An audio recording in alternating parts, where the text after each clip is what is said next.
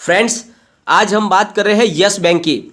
Yes bank से relating एक बड़ी धमाकेदार न्यूज निकल कर आई है, जिसका काफ़ी समय से इंतजार था। वो घड़ी आ चुकी है। तो क्या है वो न्यूज और क्या असर पड़ने वाला है उसका स्टॉक के ऊपर। साथ में यस बैंक ने क्वार्टर 3 के जो आंकड़े पेश किए हैं, उन आंकड़ों को देखकर हमने एक अंदाजा लगाया यस बैंक का रिजल्ट क्या रह सकता है। तो उसका सारा निचोड़ आपको इस वीडियो के माध्यम से समझ में आ जाएगा, क्या रिजल्ट की संभावना बन रही है। साथ में बहुत सारे लोग ये बोलते हैं कि यस बैंक के अंदर ऑपरेटर का गेम चल रहा है। तो क्या वाकई यस बैंक के अंदर ऑपरेटर का गेम है? और अगर ऑपरेटर का गेम है तो इसकी प्राइस क्यों नहीं बढ़ रही है, प्राइस क्यों रुकी हुई है? वो सारी जानकारी आपको इस वीडियो के माध्यम से मिलेगी। काफ़ी लोग ये बार बार कमेंट करके पूछ रहे हैं कि क्या हमें इस लेवल पे एंट्री कर लेनी चाहिए या हमें एग्जिट हो जाना चाहिए। तो वो जानकारी आपको इस वीडियो के माध्यम से मिल जाएगी। लेकिन फ्रेंड, उससे पहले अगर आप पहली बार मेरे चैनल पे आए तो चैनल को सब्सक्राइब कर दीजिए, एक बेल आइकॉन दबा दीजिए ताकि जब भी नया वीडियो बनाऊं पहला नोटिफिकेशन आपको मिले। चलो फ्रेंड्स, वीडियो स्टार्ट करते हैं। मैं हूं आपका दोस्त एसबी दवे और मेरे चैनल ऑनलाइन कमाई में आपका बहुत बहुत स्वागत है। फ्रेंड्स, सबसे पहले हम आज के ट्रेडिंग की बात कर लेंगे।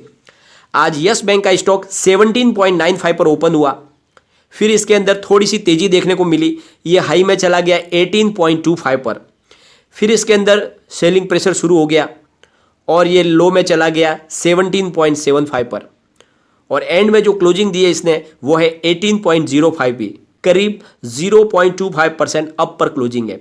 यानी 18 रुपीज़ के आसपास ही क्लोजिंग आई है और काफ़ी दिन से ये 18 के आसपास ही ट्रेड कर रहा है। और जैसे कि हमने आपको पहले ही बताया था, इसकी फिलहाल जो रेंज है वो 17 से 21 की रेंज है और इसी वजह से ये रेंज के अंदर ही ट्रेड कर रहा है। इसकी ये रेंज टूटेगी जब इसका क्वार्टर 3 का रिजल्ट डिक्लेयर हो जाएगा और साथ में ये लिस्ट में चला जाएगा एमएफआई की लिस्ट में। उसके बाद इसकी रेंज जरूर टूटेगी, तब तक फिलहाल ये रेंज में बंधा हुआ है। अब अगर इसके वॉल्यूम की बात करेंगे तो बीएससी में 2,65,49,000 का वॉल्यूम हुआ है और सामने 1,08,29,000 की डिलीवरी उठाई गई है और डिलीवरी का परसेंटेज है 40.79%। बहुत ही भारी मात्रा में बीएससी में कामकाज हुआ है। एनएससी की बात करेंगे तो 15,25,64,000 की वॉल्यूम हुई है और सामने 7,87,68,000 की डिलीवरी उठाई गई है और डिलीवरी का परसेंटेज है 51.70%। यानी फ्रेंड्स, बहुत ही भारी मात्रा में लोग लगातार वॉल्यूम के साथ काम कर रहे हैं, बहुत भारी मात्रा में डिलीवरी उठा रहे हैं, लेकिन वो चुपके से काम कर रहे हैं। ऐसा मामला बना रहे हैं ताकि इसमें तेजी का माहौल न दिखे। लोगों को पता है कि आने वाले समय में बहुत ही ज़बरदस्त तेज़ी देखने को मिलेगी। तो इस लेवल पे अब खरीदारी हो रही है और काफ़ी जो बड़े जो इन्वेस्टर थे वो धीरे धीरे अपना माल बेच रहे हैं, क्योंकि उनको काफ़ी प्रॉफिट मिल चुका है। तो उनकी जो है सेलिंग चालू है, लेकिन सामने बहुत सारे नए इन्वेस्टर हैं जो इसमें धीरे धीरे इन्वेस्टमेंट कर रहे हैं और इसी वजह से ये बैलेंस बना हुआ है। न इसमें ज़्यादा तेज़ी बन रही है, न इसमें गिरावट हो रही है, क्योंकि सामने नए बायर भी धीरे धीरे इसमें बाइंग कर रहे हैं इसके पॉजिटिव रिजल्ट की तरफ देखकर। और इसी वजह से जो प्राइस है वो 18 के आसपास स्ट्रगल कर रही है और इसमें अभी ज़्यादा तेज़ी देखने को नहीं मिल रही है, लेकिन ये तेज़ी बहुत जल्द बनने वाली है। अब आपको ज़्यादा इंतजार करने की ज़रूरत नहीं पड़ेगी, लगभग 15-20 दिन के बाद इसमें ज़बरदस्त तेज़ी की संभावना आराम से बन जाएगी। अब हम चलेंगे उस न्यूज़ की तरफ। फ्रेंड्स, आखिर जिस घड़ी का इंतजार था वो घड़ी आ गई है। Friends, association of mutual fund in India यानी एमएफआई ने अपनी लिस्ट को जारी कर दिया है और उस लिस्ट में सबसे ऊपर नाम है यस बैंक का। ये हमारे लिए बहुत खुशी की बात है। यस बैंक जाने वाला है अब मिड कैप से लार्ज कैप में और ये जो लिस्ट लागू पड़ेगी वो फरवरी मंथ से पड़ेगी। तो अब वो लिस्ट लार्ज कैप में उनकी शिफ्ट हो चुकी है और इस वजह से कारोबार में भी बढ़ोतरी 100% होने वाली है। लेकिन यस बैंक के साथ साथ और भी बहुत सारी कंपनियां हैं जो भी शिफ्ट हुई है मिड कैप से लार्ज कैप में। तो वो है यस बैंक के साथ साथ में Adani enterprise, PI industries, Jubilant food, Hindustan aeronautics, Gland pharma, जो मिड कैप में थी लेकिन अब वो लार्ज कैप में शिफ्ट हो गई है, क्योंकि उनका मार्केट कैप बढ़ गया है और एक वो बड़ी रेपुटेड कंपनी बन चुकी है। इसीलिए उनको मिड कैप से लार्ज कैप में शिफ्ट कर दिया गया है म्यूचुअल फंड के लिस्ट के अंदर। और दूसरी तरफ बहुत सारी ऐसी कंपनियां जिनका कारोबार डाउन हो चुका है, जिनका मार्केट कैप घट गया है, इसलिए उनको लार्ज कैप से अब मिड कैप में शिफ्ट कर दिया गया है। तो वो कंपनियां हैं NMDC, MRF, United breweries, general insurance corporation of India, bank of Baroda, max health care. ये जो कंपनियां हैं ये पहले लार्ज कैप में थी लेकिन अब वो मिड कैप में शिफ्ट हो गई है क्योंकि उनका कारोबार घट गया है।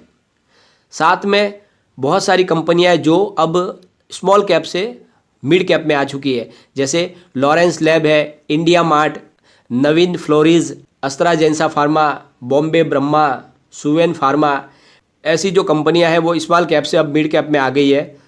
जबकि India bulls finance limited, Kajaria ceramics, Apollo tyres, Cholamandalam finance, V guard, PVR Symphony and furniture, ये जो बड़ी कंपनियां हैं जो अब जाएगी सब स्मॉल कैप के अंदर, यानी इनका मार्केट कैप घट गया है इसलिए ये मिड कैप से अब जाएगी स्मॉल कैप के अंदर। तो इस तरह से ये लिस्ट जारी हो चुकी है और जिसमें सबसे बड़ा नाम है वो यस बैंक का है और इसकी वजह से यस बैंक में आगे आने वाले समय में फ्रेश इन्वेस्टमेंट बढ़ेगा वो म्यूचुअल फंड का, क्योंकि म्यूचुअल फंड की जो लिस्ट में इसकी अब रेपुटेशन बढ़ गई है, क्योंकि जो इसका मार्केट कैप है वो बढ़ चुका है, अब 45,098 करोड़ का मार्केट कैप हो गया है यस बैंक का। और फ्रेंड्स बहुत सारे जो पॉइंट है जिससे हमें लग रहा है कि इस बार रिजल्ट शानदार आने वाला है, क्योंकि कंपनी ने Q3 के जो आंकड़े पेश किए उसमें Q3 में करंट और सेविंग अकाउंट के डिपॉजिट में करीब 12.6% की बढ़ोतरी हो गई है। साथ में कंपनी ने Q3 के दरमियान करीब 109% ज़्यादा भुगतान किया है। ये सबसे बड़ी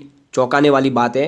कंपनी ने Q2 से Q3 के दरमियान लगभग 100% ज़्यादा भुगतान किया है कस्टमर को और Q3 में करीब 10,000 करोड़ का लोन रिटेल और स्मॉल बिजनेस को बांटा गया है बैंक की तरफ से और Q3 के दरमियानी सर्टिफिकेट डिपॉजिट में करीब 1.9% की बढ़त हो चुकी है। तो ये जो जिस तरह से ये भुगतान उनका डबल हो चुका है, एक अंदाज़ा लग रहा है फ्रेंड्स। Q2 में net profit after tax 120 crore का था, तो अब ऐसा लग रहा है कि जिस तरह से उनका भुगतान डबल हो चुका है बैंक का, उससे एक अंदाज़ा ऐसा लग रहा है कि जो अब की बार प्रॉफिट होगा उसमें 50% से लेकर 60% की बढ़ोतरी हो सकती है, क्योंकि उन्होंने जो कारोबार है वो लगभग बहुत ज़्यादा यानी लगभग डबल के जितना बढ़ा दिया है भुगतान के मामले में और साथ में उनकी लोन बढ़ देने की कैपेसिटी भी बहुत ज़्यादा बढ़ी है। तो इसकी वजह से ऐसा लग रहा है कि इस बार प्रॉफिट में 50 से 60% की बढ़त हो सकती है। हो सकता है इससे ज़्यादा भी हो या फिर इससे कम भी हो सकती है, ऐसा हमारा अंदाज़ है, जिसके ऊपर हम पूरी तरह से अब नहीं कह सकते क्योंकि सामने अभी तक रिजल्ट डिक्लेयर नहीं हुआ है। आगे जब रिजल्ट पूरा क्लियर आएगा तब समझ में आएगा। लेकिन एक बात है फ्रेंड्स, अभी ये स्टॉक बहुत समय से एक ही जगह पे रुका हुआ है और अब ये यहाँ से फरवरी के बाद में इसमें तेजी बनेगी। तो अगर आपने अभी तक इन्वेस्टमेंट इस स्टॉक में नहीं किया है तो इस लेवल पे आप आराम से इन्वेस्टमेंट कर सकते हैं, और अगर आपने इन्वेस्टमेंट अभी किया हुआ है तो इस लेवल पे आपको अभी इसमें प्रॉफिट बुक करके बाहर निकलने की जरूरत नहीं है, क्योंकि ये काफ़ी समय से स्टॉक इस जगह पे है। तो यहाँ से अब गिरावट की संभावना तो बिल्कुल कम है, ज़्यादा से ज़्यादा ये 17 तक ही जा सकता है लो में, लेकिन इसकी बढ़त में ये 21 के आसपास तक भी जा सकता है, क्योंकि इसकी जो रेंज बनी है वो फिलहाल 17 से 21 की है। तो इस लेवल पर आपको प्रॉफिट बुक करके तो कोई फायदा नहीं है, लेकिन अगर आपने इन्वेस्टमेंट अभी तक नहीं किया तो आप इन्वेस्टमेंट भी कर सकते हैं, क्योंकि बहुत जल्द जो इसकी रेंज है वो टूटेगी। फरवरी के बाद में यह स्टॉक 20 के ऊपर तक चला जाएगा आराम से, फिर इसकी जो रेंज बनेगी वो 20 से लेकर 25 की रेंज बनेगी और वापस आपको ये मौका नहीं मिलेगा खरीदारी का। तो इस लेवल पे आपको खरीदारी कर लेनी चाहिए। लेकिन फ्रेंड्स, कोई भी इन्वेस्टमेंट करने से पहले अपने फाइनेंशियल एडवाइजर से एक बार एडवाइस ले ले या अपना खुद का रिसर्च करें, क्योंकि मैंने वीडियो आपके एजुकेशनल पर्पज के लिए ही बनाया। वीडियो पसंद आए तो लाइक शेयर जरूर कीजिए और चैनल को सब्सक्राइब कर दीजिए। Thank you friend.